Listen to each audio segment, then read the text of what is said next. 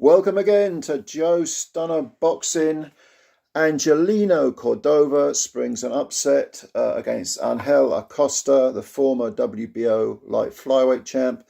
He beats him over 10 rounds and collects the WBO international flyweight title, which gets you a ranking and is essentially an eliminator for the full world title. And this was a good fight, but the backstory, if you look at their respective records, you wouldn't have expected this upset. You really wouldn't.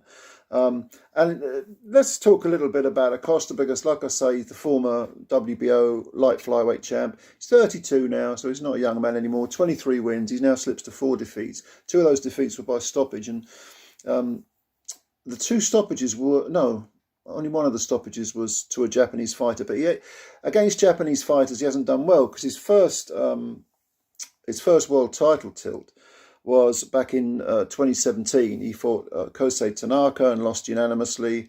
That was over in Nagoya in Japan.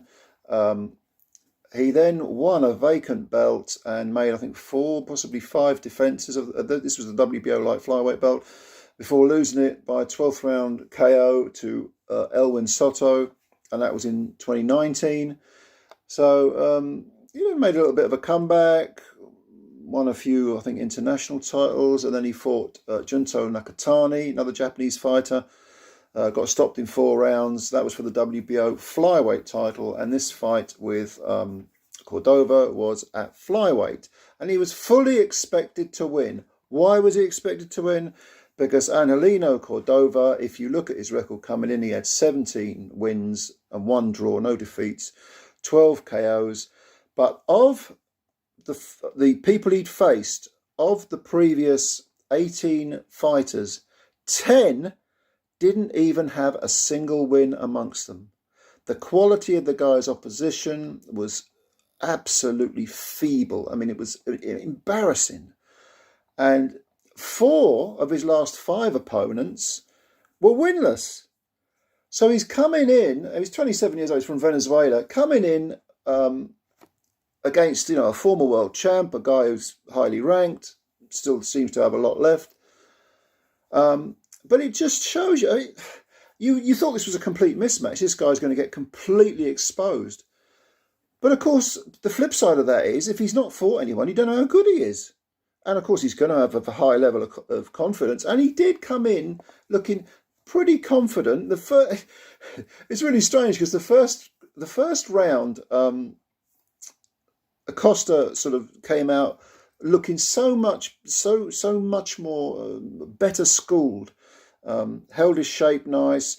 Was walking down Cordova, forcing him to fire these clusters of punches, and he did throw, an avalanche of punches, but not without necessarily any rhyme or reason. It was his attitude seemed to be, I'm going to outwork Acosta. Acosta is clearly the better school fighter. He's got all the tools in the box. Doesn't matter. I'm just going to outwork him. I'm going to fire avalanche after avalanche of punches, so that eventually I'm going to punch so much he's going to be forced to stand still.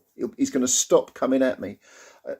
But at the same time, early on, it looked like Acosta's punches were forcing Cordova to fight at a pace he didn't want and forcing him to fire those don't hurt me punches.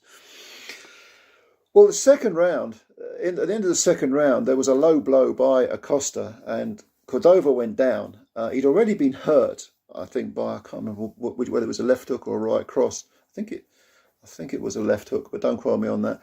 But Cordova looked hurt. He wasn't badly shaken, but he was forced onto the back foot, forced to move.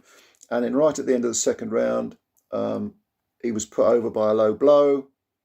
The referee didn't seem to have a great deal of sympathy. Cordova did a lot of holding in this fight. And that, if you do a lot of holding in a fight, you're going to lose any sort of sympathy from the ref. In the third round, there was an accidental headbutt. Initially, the referee said it was a punch. It wasn't. It was a clash of heads, and it opened a really hideous-looking slice beneath the left eye? I can't remember which eye it was, but it was an ugly, angry-looking sort of gash beneath the eye. So again, Cordova facing something he hasn't seen before. And to the credit of the corner, they actually controlled that cut very, very well throughout the whole fight.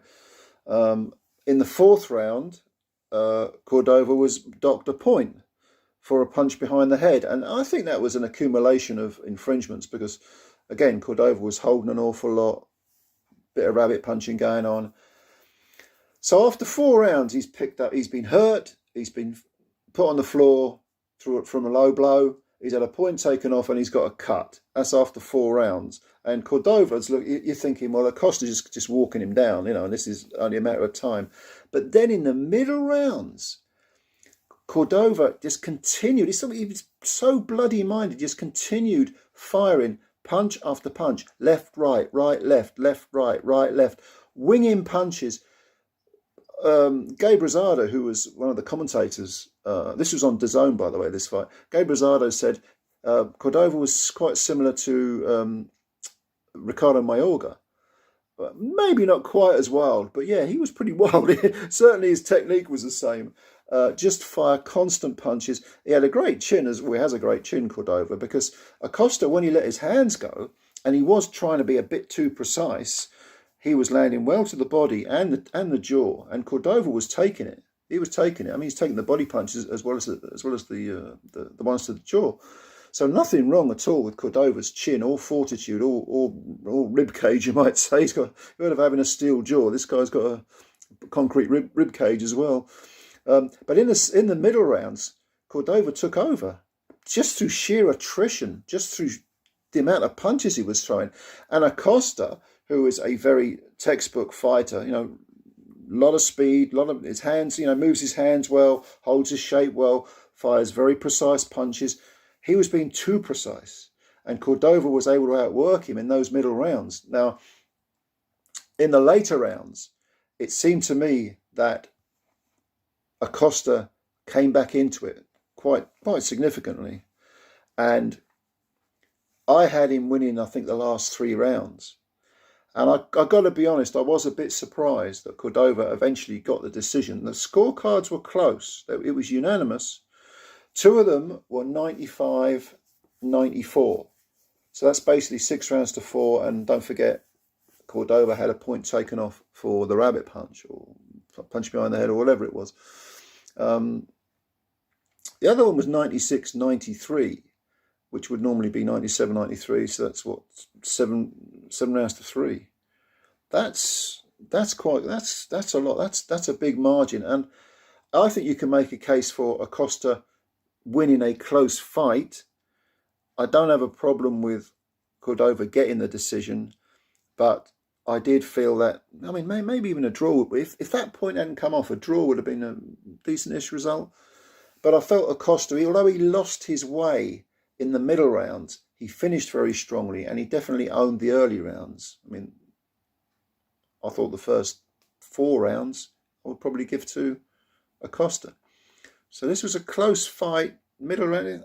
I do have a bit of a problem with Cordova getting the decision, to be honest. Thinking about it, even though I was kind of scoring it in my head, not writing it down like I sometimes do, I did feel that Acosta probably edged it. But make no mistake about it, Cordova, having had appalling opposition through his previous entire career, now at the age of 27. He's apparently spent 2 years in the US trying to make it. He had a victory over Axel Vega, who's kind of a gatekeeper type, a split decision victory previously. Now he's got Acosta's scalp. He's gonna finally maybe get a few paychecks and maybe get a shot at a title, but it just shows you, sometimes behind these fabricated records, occasionally you get a guy who can actually fight.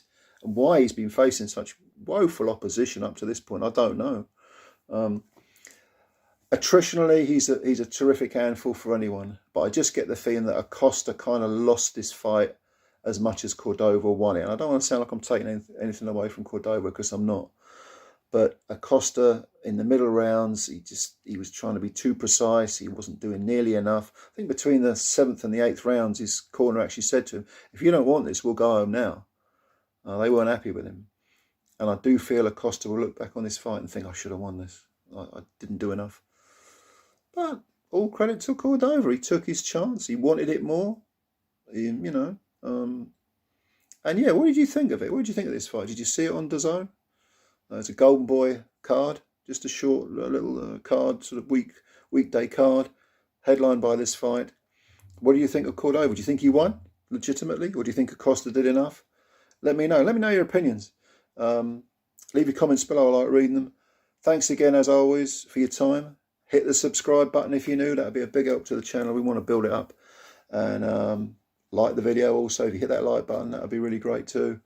And we'll speak again soon. Like I say, let me know your comments. Bye for now.